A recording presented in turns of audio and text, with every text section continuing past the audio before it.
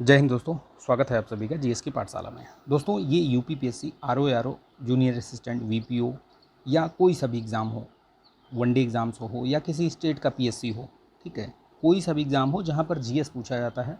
GS से अगर आ रहा है प्रश्न, चाहे वो एसएससी हो, यूपी पुलिस हो, कोई सा भी हो, तो यहाँ से आपको प्रश्न जरूर देखने को मिलेगा। ठीक है, तो इसको आप लाइक कीजिएगा, शेयर कीजिएगा। ठीक है, चैनल पर नए हैं तो सब्सक्राइब भी कर लीजिएगा। ठीक, इसको लाइक शेयर सब्सक्राइब करवाइए। आप लोग करवा नहीं रहे हैं, आगे बढ़ा नहीं रहे हैं, ठीक है, तो करवाइए इसको प्लीज़। हाँ, बेहतरीन सीरीज़ मैं आपके लिए लेके आया हूँ। ये इसका थर्ड पार्ट है, 2 पार्ट ऑलरेडी अपलोडेड हैं, देख लीजिए अगर आपने नहीं देखा है। इसी का ये जो घटना चक्र जीएस दृष्टि है, इसी का मैंने हिस्ट्री का भी करवा रखा है, ज्योग्राफी का भी करवा रखा है, पॉलिटी का भी। तो ये सारे कंप्लीटेड नहीं है, लेकिन हाँ ये है कि इसमें मैंने 10-11 वीडियो करा रखे हैं, देख लीजिए, बहुत महत्वपूर्ण है। इसमें भी 3-4 हैं, इसमें भी 2-3 हैं, तो इसको मैं कंप्लीट कराऊंगा। ठीक है, बिफोर आपका जो यूपीपीसीएस का एग्ज़ाम है प्री का, या आरओ के पहले। ठीक है, इसको मैं कंप्लीट करा दूंगा फटाफट। चलिए शुरू करते हैं इस वीडियो को। इसको शेयर कीजिएगा दोस्तों में। ठीक है, चलिए शुरू करते हैं। अच्छा, वीडियो शुरू करने से पहले मैं एक चीज़ पूछना चाहूँगा, आप में से कितने लोगों ने कल यूपीएससी का एग्ज़ाम दिया था, या आप में से कितने लोगों ने कल यूपीएससी का जो पेपर हुआ था GS1, ठीक है, यूपीएससी का, वो किसने देखा है? अगर देखा है तो कमेंट करिएगा कैसा था पेपर। देखिए, कहने के लिए तो पेपर मतलब ठीक था, इजी टू मॉडरेट था। हालांकि जो बच्चे एग्ज़ाम देने जाते हैं, जो एग्ज़ाम हॉल में बैठते हैं, उनको मतलब पता चलता है कि कैसा है पेपर। अदरवाइज़ बाहर से बैठ के तो मैं भी बोल दूंगा कि इजी था या मॉडरेट था या इस तरीके से, तो वो थोड़ा सा ठीक नहीं है। हालांकि कंपैरेटिवली देखा जाए, तुलनात्मक रूप से पिछले जो 2-3 साल 4 साल का जो ट्रेंड रहा है, वो चेंज करके फिर से कुछ नया ट्रेंड लेके आया है यूपीएससी। तो यूपीएससी की ये खासियत है भैया, आपको सेटल नहीं होने देता है। वो आप उसके पैटर्न को पकड़ नहीं सकते हो, कभी कुछ इसी तरीके से बहुत ज़्यादा अनिश्चितता रहती है उसके प्री में। पिछली बार का पेपर देखिए, सीसैट और जीएस में एकदम मतलब धुआं उड़ा दिया था। आपने देखा होगा कितना, मतलब मुझे लग रहा है 70-72 के आसपास कट ऑफ गई थी। ठीक है, लेकिन इस बार हो सकता है कि ज़्यादा जाएगी। लेकिन उसमें मेन जो मुद्दे वाली बात है, जो मैं बताना चाह रहा हूँ आपको, उसके जो वन लाइनर वाले क्वेश्चन हैं, या उस तरीके से जो करंट वाले क्वेश्चन हैं, जो सिंगल सिंगल उसमें है डिजिट में, या सिंगल डिजिट बोल रहा हूँ, मतलब उसमें सिंगल, उसमें आपको ऑप्शन में मिला है, उस तरीके के क्वेश्चन को जरूर देख लीजिएगा और उसको आप लिख लीजिएगा। हो सकता है कि यूपीपीएससी प्री में, या फिर जो आरओ का री एग्ज़ाम होने वाला है, या कहीं भी वो अभी हाल फिलहाल में जो एग्ज़ाम होने वाला है, उसमें आपको देखने को मिल सकता है, इसलिए उसको जरूर देखिएगा। चलिए शुरू करते हैं। हमने पिछला देख लिया था, ये नाइट्रोजन चक्र देख लिया था हमने, ऑक्सीजन चक्र हम इसमें अब देखेंगे। तो ऑक्सीजन, आपको पता है कि विदाउट ऑक्सीजन जो है वो यहाँ मानव जीवन धरती पे जो है वो संभव नहीं है। ठीक है, तो इसमें वही चीज़ बताया गया है कि CO2 जो है पेड़ पौधे लेते हैं। ठीक है, CO2 ग्रहण करते हैं और वो अपना भोज्य पदार्थ भी बनाते हैं और ऑक्सीजन भी रिलीज़ करते हैं। ठीक है, तो ये वही चीज़ दिखाया गया है कि वायुमंडल से इधर, इधर से इधर, ऐसे फिर ये चक्र चलता रहता है। प्रकाश संश्लेषण के माध्यम से ये सारी चीज़ें होती रहती हैं। इसीलिए बोला जाता है कि पेड़ पौधों को लगाइए आप। ठीक है, पेड़ पौधों में भी ऐसे पौधों को लगाइए जैसे पीपल हो गया, ठीक है, पीपल हो गया, नीम हो गया, ठीक है, बरगद हो गया, ये सब बहुत ये सब इतने जो इको फ्रेंडली, मतलब ये पर्यावरण के लिए एकदम वरदान है ये, तो इनको ज़रूर लगाइएगा आप। ठीक, चलिए ऑक्सीजन चक्र में देखिए, ऑक्सीजन वायुमंडल में ये है, सबसे ज़्यादा नाइट्रोजन थी। ठीक है, अभी दूसरे नंबर पे जो है ये है। भूप्रकृति में सबसे ज़्यादा ये ऑक्सीजन पाई जाती है, 46.6% पूछा भी जाता है ये।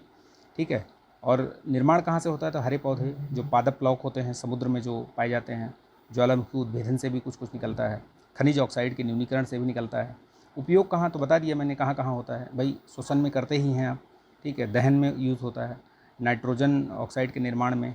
ठीक है, रासायनिक रूप इसका O2 है, जल, और ये कार्बन डाइऑक्साइड। ठीक है, तो ये सारी चीज़ें याद रखिएगा। यहाँ पे वही चीज़ दिया हुआ है। ठीक है, वायुमंडलीय जो ऑक्सीजन है, श्वसन, श्वसन से फिर ये कार्बन डाइऑक्साइड छूटता है, फिर प्रकाश संश्लेषण होता है पौधों में, और फिर ऑक्सीजन ये। ठीक है, तो ये याद रखिएगा। चलिए, परीक्षा उपयोगी जो दृष्टि है, देखिए, नाइट्रेट का पुनः गैसीय नाइट्रोजन में परिवर्तित होना क्या कहलाता है? तो विनाइट्रीकरण कहलाता है, विनाइट्रीकरण। नाइट्राइट या नाइट्रेट को गैसीय नाइट्रोजन में बदलता है कौन सा? तो विनाइट्रिक जो बैक्टीरिया होते हैं, जैसे स्यूडोमोनास। ठीक है, तो ये याद रखिएगा। चलिए, नेक्स्ट हम देखते हैं सल्फ़र चक्र। सल्फ़र चक्र देखिए, सल्फ़र चक्र भी वही है, कैसे कैसे आ रहा है देखिए, कहाँ कहाँ से शुरू हो रहा है, कहाँ से शुरू होता है, यहाँ से पौधों पशुओं में, ठीक है, फिर यहाँ पे जो इंडस्ट्रीज लगी हुई हैं वहाँ से निकल के आता है वायुमंडल में, वायुमंडल में फिर ये भी है ज्वालामुखी जो उद्गार होता है वहाँ से भी निकलता है, ठीक है। तो ये सारी चीज़ें हैं। अच्छा, सल्फ़र और ये नाइट्रोजन के जो ऑक्साइड वो हैं, ठीक है, अगर वो जैसे होता है ना कि अधिक मात्रा में हो जाते हैं जब वायुमंडल में, और जब बारिश होती है तो उसमें वो मिल करके अम्लीय वर्षा करवाते हैं ये, ठीक। तो आपने देखा होगा, उसमें पूछता भी है प्रश्न में, आगे शायद दिया भी होगा इसमें। तो ये है चक्र, ठीक है, इसको देख लीजिएगा आप लोग। ये चक्र से कोई क्वेश्चन बनता नहीं है, तो इसको बहुत ज़्यादा उसमें डीपली नहीं समझना है, बस समझ लीजिए कि कैसे क्या होता है, ठीक। सल्फ़र गंधक चक्र, प्रोटीन का ये महत्वपूर्ण घटक है, तो ये याद रखना। ये पूछ सकता है कि प्रोटीन का जो महत्वपूर्ण घटक क्या सल्फ़र है, तो है, बिल्कुल है, ठीक है। ये है इसका गैसीय रूप। ये सारी चीज़ें बताई गई हैं। पाया जाता है कार्बनिक रूप में किसमें, कोयला में, तेल में, अकार्बनिक रूप से पायराइट में, चट्टान में, सल्फ़र चट्टान में, ठीक है।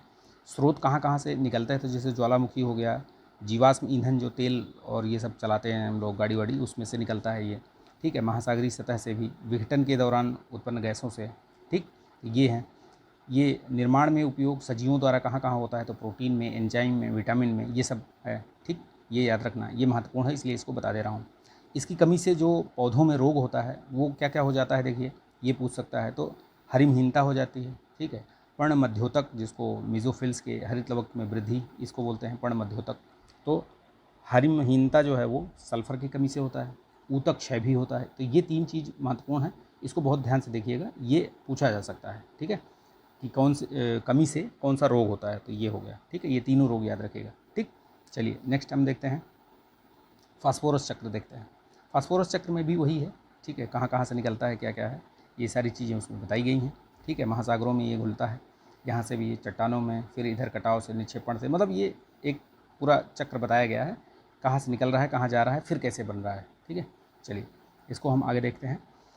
फास्फोरस वायुमंडल में गैस के रूप में बहुत कम रूप में विद्यमान है ये फास्फोरस। प्राकृतिक भंडार ये चट्टानों में फास्फेट के रूप में पाया जाता है ये, ठीक, चट्टानों में। मुख्य भूमिका क्या है कि जीवों के जैविक झिल्लियाँ, न्यूक्लिक अम्ल और कोशिकीय जो ऊर्जा हस्तांतरण होता है उसमें ये महत्वपूर्ण भूमिका निभाता है फास्फोरस चक्र, ठीक है। निर्माण कैसे होता है, तो कवक से ये अस्थियाँ, दांत, ये सब इसके निर्माण में ये काम आता है फास्फोरस, ठीक। निष्कर्ष, इसमें निष्कर्षण कहाँ से, चट्टानों का जो अपक्षय होता है तब निकलता है, अपर्दन होता है तब निकलता है। जैविक पदार्थों के जीवाणु एवं कवक द्वारा ये जो विघटन होता है उसके माध्यम से भी निकलता है, ठीक है, ये याद रखिएगा। तो ये सारी चीज़ें हैं। घटक इसमें देखिए, ये रासायनिक उर्वरक हम बनाते हैं ना, बोलते हैं ना कि फास्फोरस NPK जो हम पढ़ते हैं वो फास्फोरस क्या है, वो उसी में तो है। मानव निर्मित पारतंत्र में भी, ठीक। जीवद्रव्य पदार्थ जैसे न्यूक्लियोटाइड, न्यूक्लिक अम्ल, फास्फोलिपिड, ये सब है, ठीक है, ये याद रखिएगा। अब कुछ हम जो परीक्षा उपयोगी दृष्टि है उसको देख लेते हैं, क्योंकि यहाँ से प्रश्न पूछा जा सकता है, यहाँ से ही बनेगा प्रश्न आपका। दलहनी पौधों की जड़ों में नाइट्रोजन का स्थिरीकरण करने वाला जो सहजीवी जीवाणु है, बैक्टीरिया, उसको क्या बोलते हैं, तो राइजोबियम पाया जाता है उसमें, वो बैक्टीरिया है। ऑक्सीजन चक्र के संचालन में मुख्य कारक होता है प्रकाश संश्लेषण। आपने ये मैंने बताया अभी मैंने कि कहाँ से रिलीज़ होती है, ठीक है।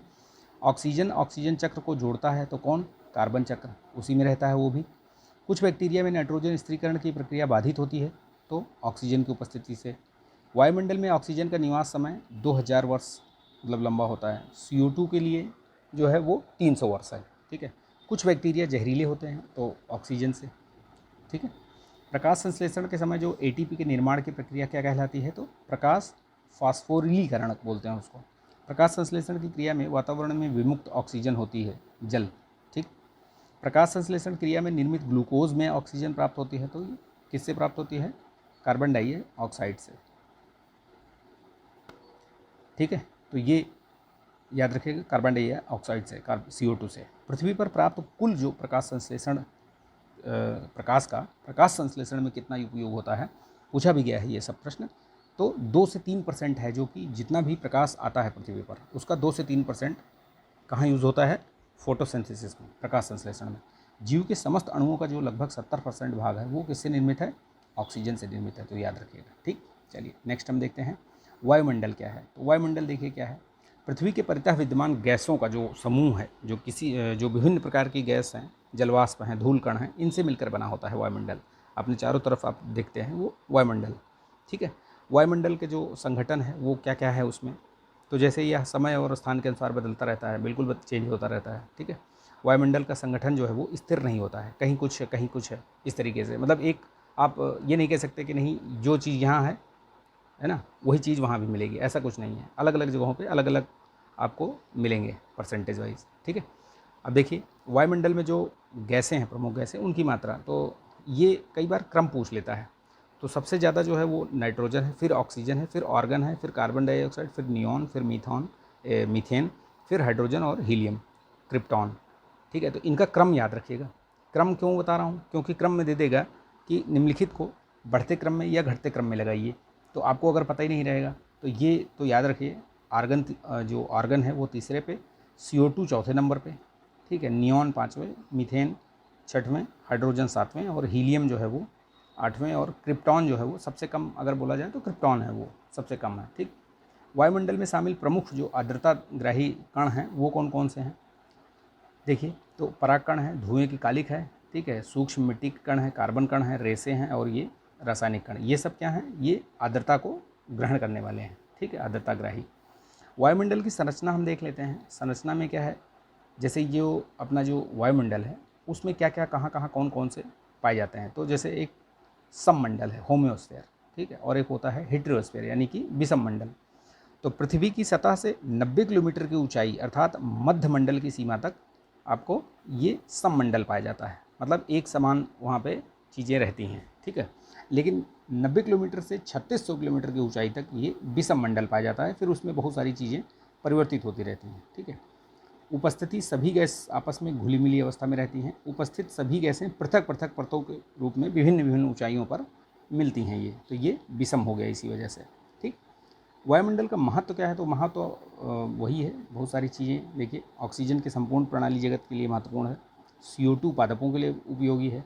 धूल कण जो है वर्षा के लिए महत्वपूर्ण है। जलवाष्प की मात्रा जो है पादप एवं जंतु के लिए महत्वपूर्ण है। ओजोन परत के लिए जो है, ओजोन परत क्या है, वो अल्ट्रावायलेट जो रेज आती हैं उनको रोकता है। तो ये सब महत्वपूर्ण ये भूमिका है या महत्व है ये वायुमंडल का, ठीक। तो ये याद रखिएगा, ठीक है। नेक्स्ट हम देखते हैं पृथ्वी के वायुमंडल की परतें कितनी हैं। इनसे बहुत प्रश्न पूछता है, कौन सी परत पहले है कौन सी बाद में है, ये पूछता है ये। तो सबसे पहले जो है वो क्षोभ मंडल आता है, ठीक है। इसी में आपका जो मौसम संबंधी जितनी भी घटनाएं होती हैं वो क्षोभ मंडल में होती हैं। इसमें लिखा हुआ है, देखिए इसमें ये लिखा है, देखिए सभी प्रकार के मौसमी जो परिवर्तन, वर्षा, कोहरा, ओलावर्षण, वायु कभी शांत नहीं रहती यहाँ पर, ठीक है। क्षोभ सीमा के निकट अत्यधिक तीव्र गति से जेट धाराएं चलती हैं, यानी कि क्षोभ मंडल के जस्ट ऊपर जो बहुत तीव्र गति से ये चलती हैं, सर्पीला आकार की जो पवनें चलती हैं उनको जेट धाराएं कहते हैं, ठीक। ये जेट धारा की एक तरीके से परिभाषा भी है, ठीक है। इस मंडल में प्रत्येक एक ये महत्वपूर्ण है, ये प्रत्येक 165 मीटर की ऊंचाई पर 1 डिग्री सेल्सियस जो है वो तापमान घट जाता है। तो ये याद रखिएगा। कई बार इसको किलोमीटर में पूछ लेता है, कई बार आपको मीटर में पूछ लेता है, ठीक है। तो ये याद रखिएगा 165 मीटर में 1 डिग्री सेल्सियस कम होता है क्षोभ मंडल में, ठीक है। नेक्स्ट हम देखते हैं विस्तार इसका विषुवत वृत्त पर लगभग 18 किलोमीटर है, और ध्रुवों पर जाएंगे तो वहाँ से 8 किलोमीटर ऊपर तक, ठीक है। लेकिन ये 18 किलोमीटर अगर आप इक्वेटर पे जाके नापेंगे तो वहाँ से 18 किलोमीटर, ठीक है। वायुमंडल की सबसे निचली परत है, यानी कि क्षोभ मंडल आपकी सबसे नीचे आती है। नेक्स्ट नंबर जो आता है क्षोभ मंडल के बाद समताप मंडल आता है। समताप मंडल का विस्तार क्या है कि क्षोभ मंडल की ऊपरी सीमा से 50 किलोमीटर ऊपर तक ये समताप मंडल होता है। समताप मंडल निचले भाग में 20 किलोमीटर तक ऊंचाई, तापमान लगभग समान होता है। ओजोन की परत की उपस्थिति के कारण 20 किलोमीटर से ऊपर जाने पर तापमान में यहाँ पे वृद्धि होती है। अगर पूछे कि सर्वाधिक जो ओजोन गैस का सर्वाधिक संकेंद्रण कहाँ पाया जाता है, तो वो समताप मंडल में ही पाया जाता है। ये पूछा भी गया है प्रश्न। ओजोन परत के रूप में ये देखो संकेंद्रण निचले भाग में 15 से 35 किलोमीटर के मध्य ऊंचाई है, ठीक है। किसी भी प्रकार की मौसमी घटनाएं यहाँ नहीं होती हैं। वायु क्षैतिज चलती है। वायुयानों के जो प्लेन वगैरह होते हैं उनकी उड़ानों के लिए ये आदर्श होता है, यानी कि जो आप कहीं भी इससे जाते हैं प्लेन से, तो ये वो लोग क्या करते हैं, वो लोग इसी समताप मंडल में उड़ने की कोशिश करते हैं। क्योंकि जब नीचे आते हैं, जब आपने देखा होगा कि जब प्लेन नीचे आता है तो क्षोभ मंडल में जैसे प्रवेश करता है तो वहाँ कहीं बादल, कहीं कुछ, कहीं ये सारी चीज़ें आपने देखा होगा, बहुत ही थंडरिंग और ये सब भी होता है।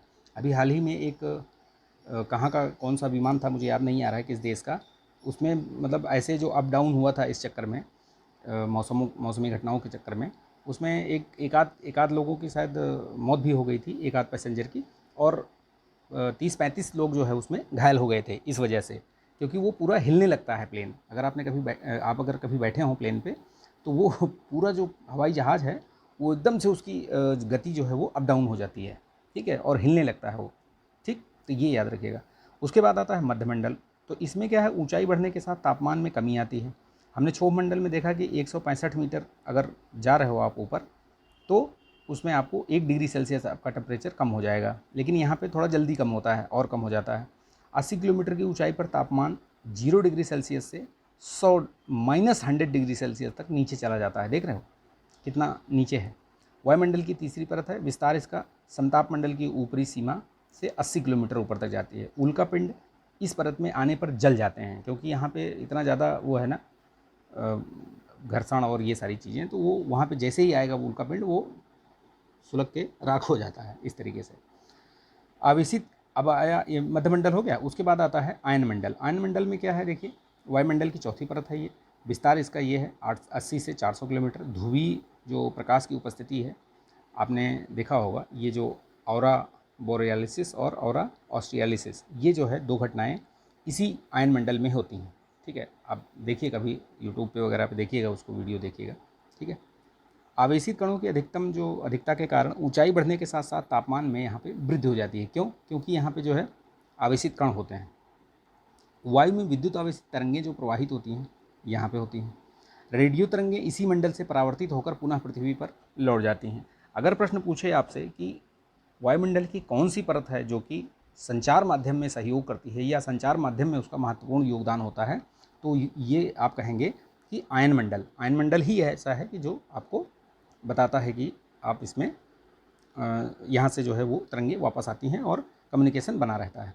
उसके बाद आता है बहिर्मंडल। बहिर्मंडल ये सर्वोच्च परत होती है। गुरुत्वाकर्षण के प्रभाव की कमी के कारण गैसें यहाँ पे विरल होती हैं, ठीक है। यहाँ पे मतलब गुरुत्वाकर्षण होता नहीं है, तो दूर दूर अपना वो छटकी रहती हैं सब। वायु का जो घनत्व होता है बहुत यहाँ पे कम होता है, ठीक है, बहिर्मंडल, ठीक।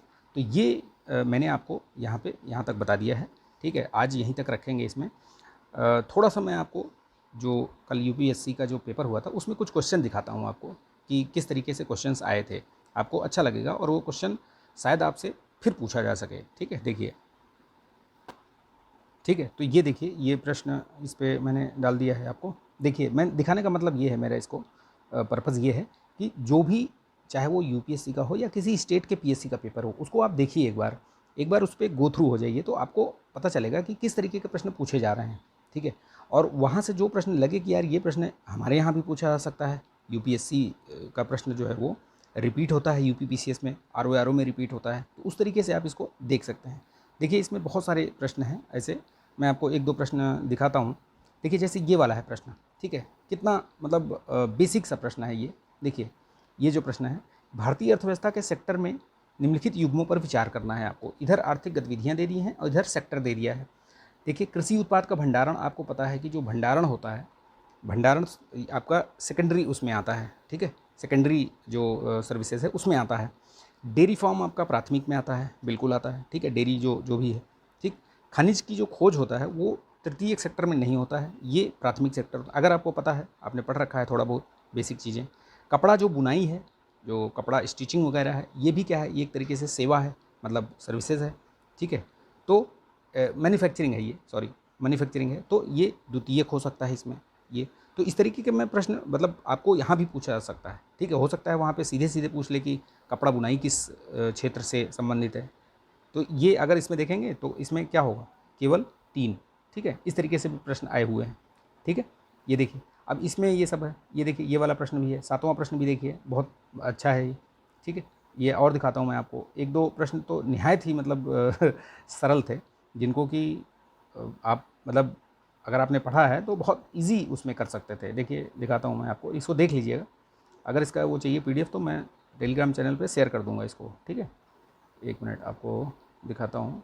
ये देखिए, अब ये है, ये प्रश्न देखिए, अगर आप थोड़ा सा आपने ये पढ़ा है इन सब चीज़ों के बारे में, तो ये पूछ रहा है कि ये 3 नाम दिए हैं, इसमें पूछ रहा है कि 5वीं पीढ़ी की लड़ाकू विमान। तो 5वीं पीढ़ी के लड़ाकू विमान भारत में है ही नहीं अभी, ठीक है। जो भी हैं ये जितने भी हैं ये सब 5वीं पीढ़ी का भी आया ही नहीं है। राफेल है जो कि 4.5 का है वो, ठीक है। मिग-29 तो मुझे लग रहा है 3-4 के बीच का है वो, ठीक है। तेजस भी नहीं है, 4 प्लस का ही है, 4 है शायद। तो इसमें से कोई नहीं। इस तरीके के प्रश्न आपसे दोबारा भी पूछे जा सकते हैं। मैं इसको इस वजह से इस चीज़ को यहाँ पे दिखा रहा हूँ आपको, ठीक है। देखिए और भी प्रश्न देखिए, इसमें 1-2 प्रश्न और दिखाते हैं आपको, बहुत मतलब सरल प्रश्न। एक प्रश्न था जो कि निजता का अधिकार किस अनुच्छेद के अंतर्गत आता है, इसी में है कहीं। तो आपको पता है कि निजता का अधिकार जो है वो ये पुट्टास्वामी बनाम भारत संघवाद में जो हुआ था, उसमें ये डिसीजन लिया गया था। सुप्रीम कोर्ट ने बोला था कि निजता का अधिकार जो है वो मौलिक अधिकार है, ठीक है। तो उसको आर्टिकल 21 में रखा गया था। तो ये इस तरीके से प्रश्न आया था। 2 प्रश्न आए थे यूनेस्को हेरिटेज से, एक इंटेंजिबल वाला था और एक जो ये थे, तो वो भी दिखाता हूँ मैं आपको। देखिए बहुत बढ़िया प्रश्न आए थे। ये देखिए, अब ये प्रश्न आप नहीं कर पाओगे, ये कहाँ पे है, ये हुंड्रू और ये सब गोरसप्पा, ठीक है। अगर ये सब नहीं कर पाओगे तो फिर क्या चीज़ करोगे। ये देखिए, ये वाले प्रश्न ज्योग्राफी से अच्छे खासे प्रश्न आए थे इसमें, ठीक है। देखिए अभी दिखाता हूँ मैं, जो चीज़ आपको दिखाना चाह रहा हूँ उसको मैं आपको दिखाता हूँ, ठीक है। एक सेकंड, ये आगे बढ़ते हैं। ये देखिए करंट का प्रश्न, देखिए करंट का मूलभूत आवश्यकताओं को पूरा करने सहित दूरस्थ क्षेत्रों में स्थानीय जन समुदाय के उत्थान के लिए सेना द्वारा संचालित अभियान। अब इसमें अगर आप करंट में थोड़ा बहुत आप पढ़ते हैं सेनाओं के जो अभियान के बारे में, तो आपको पता चलेगा कि कौन सा अभियान है जो इस चीज़ से संबंधित था। तो ऑपरेशन संकल्प इससे संबंधित नहीं था, मैत्री भी इससे संबंधित नहीं था, मदद भी नहीं है। ऑपरेशन सद्भावना है जो कि सेना द्वारा चलाया जाता है। बेसिकली अगर आप सेना द्वारा देखेंगे तो ये सेना ने जम्मू कश्मीर में ये ऑपरेशन सद्भावना चलाया था। थोड़े दिन पहले ये करंट में ये न्यूज़ में था, ठीक है। तो ये इस तरीके से प्रश्न। और देखिए दिखाता हूँ मैं आपको, ये हाँ ये देखिए, ये तो निहायत ही सरल है। अगर आप थोड़ा सा भी दिमाग लगाते तो आप कर सकते थे। जैसे देखिए, विश्व में किन्हीं 2 देशों के मध्य सबसे लंबी सीमा जो है वो सीधे आप दिखा सकते हो, कनाडा और यूएसए, इनके बीच सबसे ज़्यादा है, करीब 9,000 के आसपास है, ठीक है। उसके बाद जो है ये कजाकिस्तान और रशियन फेडरेशन के बीच में है, ठीक है। तो इस तरीके से मेरा ये दिखाने का प्रश्न जो प्रश्न पत्र है ये यूपीएससी का दिखाने का मतलब ये है, उद्देश्य ये है कि आप इसमें देखिए जो प्रश्न आपको सिंगल लाइनर टाइप दिख रहे हैं, जिसमें कि एक ही उत्तर ऐसे इस तरीके से प्रश्न है पूछा जा सकता है, वो आप लिख लीजिए कहीं पे और उसको देखते रहिए, रिवीजन करते रहिए कि इस तरीके से आपको प्रश्न आपके यूपीपीएससी या अन्य स्टेट पीएससी जो हैं आरओ एग्ज़ाम में पूछे जा सकते हैं, ठीक है। तो चलिए वीडियो को लाइक कीजिएगा, शेयर कर दीजिएगा, ठीक। चैनल पर नए हैं तो सब्सक्राइब भी कर लीजिएगा, ठीक है। टेलीग्राम चैनल ज्वाइन कर लीजिएगा आप लोग। चलिए मिलते हैं नेक्स्ट वीडियो में। जय हिंद।